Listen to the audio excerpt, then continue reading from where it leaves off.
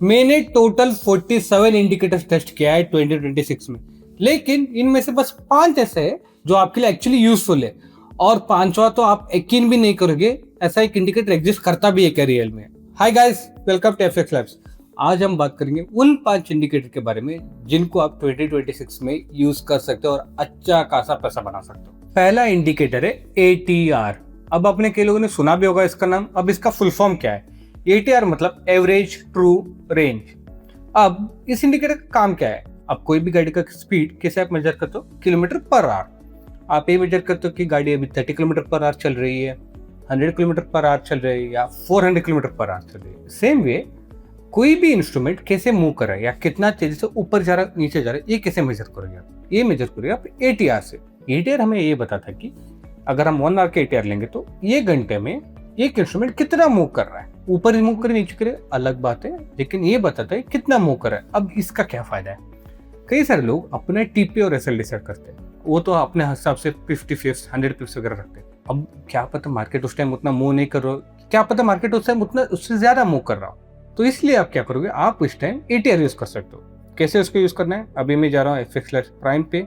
जैसे कि आप अभी देख सकते हो, मैं अभी FX Labs प्राइम वेबसाइट में हूँ और मैं अभी यूरोवेस्टी चार्ट ओपन किया और मैंने इधर से ATR प्रो इंडिकेटर भी लगाया है। अभी मैं हूँ 1 डे टाइम फ्रेम में, ठीक है। अभी 1 डे के हिसाब से यूरोवेस्टी का ATR कितना है? 56 पिप्स। इसका मतलब ऑन एन एवरेज एक दिन में यूरोवेस्टी 56 पिप्स का मूवमेंट करता है। अब ऊपर भी कर सकता है, नीचे भी कर सकता है। अब अज्यूम करेंगे आपने सेल की तरफ एक ट्रेड लिया, आप अभी SL अपने हिसाब से लगाओगे, लेकिन TP कितना लगाना है आपको पता है। एक दिन में ऑन एन एवरेज 56 पिप्स का तो मूवमेंट आता है। अब अपने 100 पिप्स लगा के बैठ गए तो एक दिन में तो आपका हिट नहीं होगा ना। तो आप क्या करोगे, इसके हिसाब से अपने TP एडजस्ट करोगे। सेम उल्टा भी हो सकता है। जैसे इधर आप देख सकते हो, इस पॉइंट पे जैसे आप मेरे स्क्रीन पे देख रहे हो 2026 130 मतलब जनवरी 30 के आसपास अराउंड 70 पिप्स के आसपास मूवमेंट था यूरोवेस्टी का। तो तब आप अपने TP बढ़ा भी रख सकते हो ना, या अपने स्टॉप लॉस पे अकॉर्डिंगली रख सकते हो। अगर आपने स्टॉप लॉस तब बस 30 पिप्स का रखा तो आपको आराम से ट्रिगर होता, बिकॉज 70 पिप्स को तो मूवमेंट हो रहा है एक दिन में।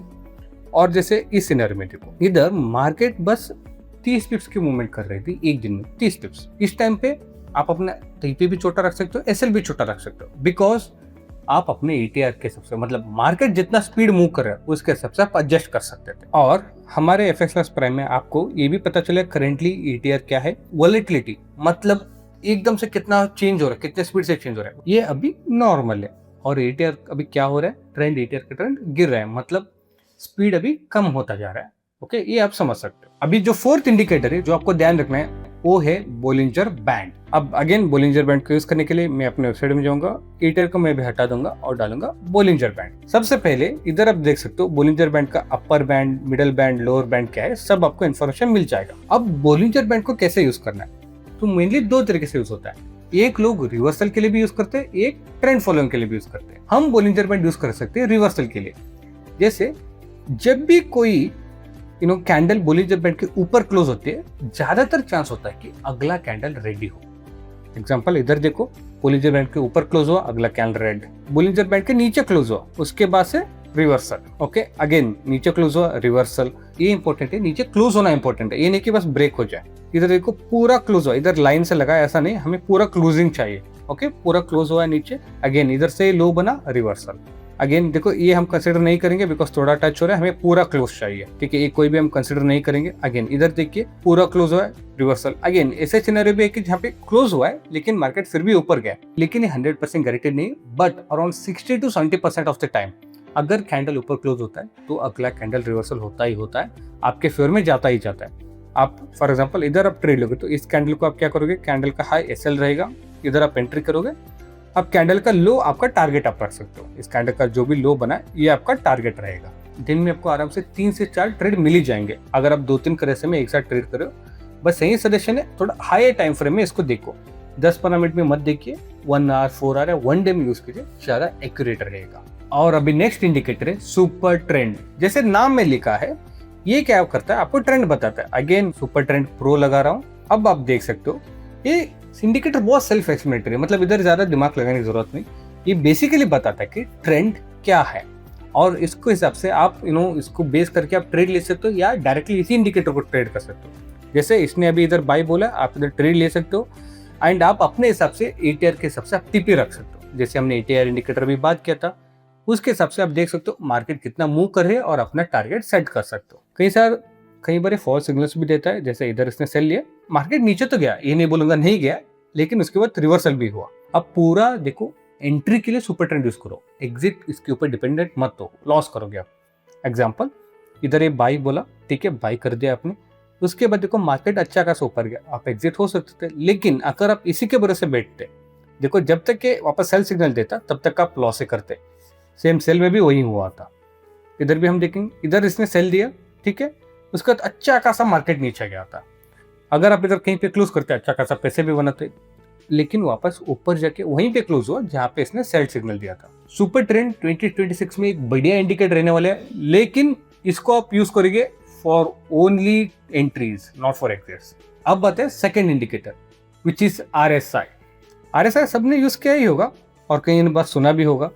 हम यूज करेंगे RSI प्रो को, ठीक है। और अब इसको RSI यूज करने के लिए दो अलग अलग मेथड से आप यूज कर सकते हो। जो नॉर्मल रिवर्सल मेथड है कि 70 के ऊपर गया बेचो, 30 के नीचे गया खरीदो, ओके, ये सिंपल मेथड है। लेकिन मैं आपको थोड़ा सा इसको मॉडिफाई करता हूँ। जैसे RSI 70 के ऊपर जाता है, आप अलर्ट हो जाओ, ठीक है। आप तुरंत ट्रेड नहीं लेना है, ये मेक श्योर करना 70 या 30 के नीचे जाता है, आपको बस अलर्ट होना है, ट्रेड नहीं लेना है। जब भी 70 के ऊपर जाके वापस 70 के नीचे जब क्लोज करता है जिस कैंडल में, तब आपको एंटर करना है।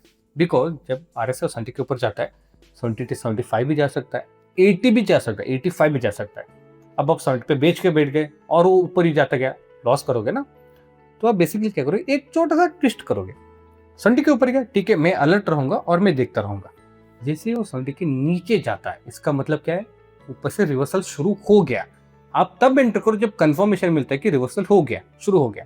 सेम है, जब नीचे से ऊपर जाता है, आप तभी एंटर करो जब आपको कंफर्मेशन मिल जाए कि रिवर्सल अभी शुरू हो गया और मार्केट ऊपर की तरफ जा रहा है। इधर आप देखो, अगर मैं इधर एंटर करता तो लॉस करता, क्योंकि उसके बाद मार्केट नीचे गया, नीचे गया, नीचे गया। उसके बाद अब देखो, अगर स्ट्रैटेजी, मेरा जो स्ट्रैटेजी आप फॉलो करते हैं, आप एंटर करते कहीं यहीं पे, उसके बाद देखो मार्केट अच्छा खासा रैली हुआ है ऊपर की तरफ, इधर आप एंटर करते, अच्छा खासा रैली होता एंड गुड प्रॉफिट भी बनता। अगर आपने इधर एंटर किया होता तो आप लॉस से फेस करते। बस एक छोटा सा मॉडिफिकेशन करने से आपका पूरा स्ट्रैटेजी बदल सकता है एंड आप प्रॉफिटेबल भी बन सकते हो। अब है number 1 indicator of 2026, last and the best indicator, and जो आपको कहीं और नहीं मिलेगा एक्सेप्ट FXLS प्राइम में। इसके यूज करने का ना तरीका थोड़ा सा अलग है, बताता हूं मैं आपको। पहली बात, इधर दो कॉम्बिनेशन है। आपको जिस भी इंस्ट्रूमेंट में ट्रेड लेना है, जाके पहले आपको देखना है क्वांटम एनालिसिस में उस पेयर का इंट्राडे का ट्रेंड। अभी एग्जांपल, मैं EOD CAD में हूं, मैं इंट्राडे का ट्रेंड दिखाऊंगा। अब इंट्राडे में क्या है, 65% 35% है, तो इसमें मैं अवॉइड करूंगा। मैं ऐसा पेयर ढूंढूंगा जो 70 के ऊपर हो। जैसे कि और JPO में क्या है कि 75% सेल है, 25% बाय है आज के लिए, ठीक है। अभी मुझे मेरा करेंसी पेयर मिलेगा जिस पर मुझे ट्रेड लेना है। अब मैं जाऊंगा अपने EOD JPO पेयर में, EOD JPO पेयर मैंने लगा दिया है, और उसके बाद मैं चूज करूंगा ब्रेक और स्ट्रैटेजिक। और इस स्ट्रैटेजिक को काम करने के लिए मिनिमम 15 मिनट का कैंडल चाहिए, 15 मिनट और उससे कम, ठीक है, उससे ऊपर काम नहीं करेगा। और इधर जो इंडिकेटर है ना, ये बेसिकली क्या करता है, आप जो भी टाइम फ्रेम चूज करोगे और जो भी रिस्क टू रिवॉर्ड चूज करोगे, उस कैंडल का हाई लो मार्क करता है और उसके हिसाब से TPSL बताता है। एग्जाम्पल, अभी ये 13 आ रहे, मैं इसको 7 आ, ठीक है।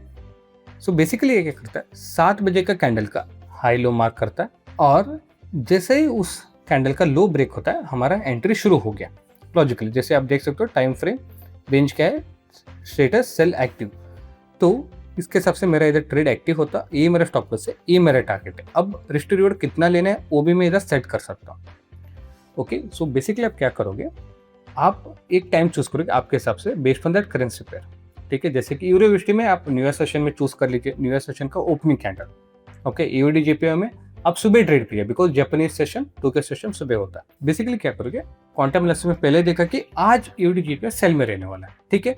जैसे ही जापानीज टोक्यो सेशन ओपन होगी, पहला कैंडल का हाई लो में मार्क कर लूंगा, और अगर कैंडल मेरे डायरेक्शन में टूटा, जैसे कि हमें सेल लेना है, अगर बस सेल की तरफ कैंडल टूटा तो ही मैं सेल ट्रेड लूंगा। अगर बाय की तरफ टूटा, मैं इग्नोर कर लूंगा ट्रेड, मुझे वो ट्रेड लेना नहीं, because I want to go it direction, अगर आपने ट्रेड लिया इसके हिसाब से आपका टीपी भी कहाँ रखना है मिल जाएगा, आपका स्टॉप लॉस भी कहाँ रखना है मिल जाएगा।